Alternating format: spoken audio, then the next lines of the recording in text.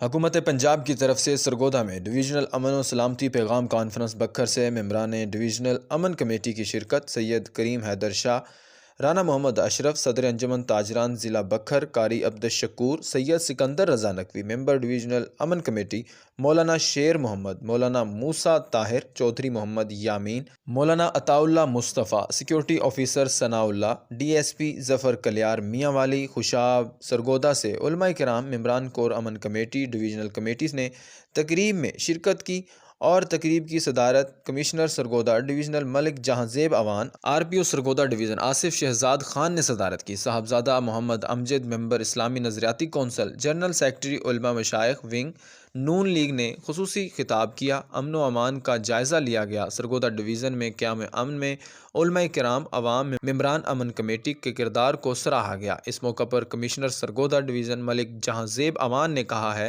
اللہ کے فضل سے سرگودا میں امن رہا ہے۔ اس میں انتظامیہ کا، سیاستدانوں کا اور عوام ممبران امن کمیٹی کا مثالی کردار رہا ہے۔ مقررین کا کہنا تھا، پاکستان میں امن و سلامتی ضروری ہے۔ بد امنی کرنے والے شر پسند عناصر ہو سکتے ہیں، محب وطن نہیں۔ تمام محب وطن، عوام، سیاستدان، ممبران کمیٹی، تاجران بھائی چارے کو فروغ دیں، حکومت کا ساتھ دیں۔ مریدکے میں ہونے والے واقعے میں سوشل میڈیا پر جو دکھایا گیا وہ حقیقت سے دور تھا، لوگوں کے جذبات سے کھیلا گیا۔ انشاءاللہ ملک ہے تو ہم ہیں، حکومت کا بھرپور ساتھ دیں گے۔ ممبران کے اعزاز میں پروقار ظہرانہ بھی دیا گیا۔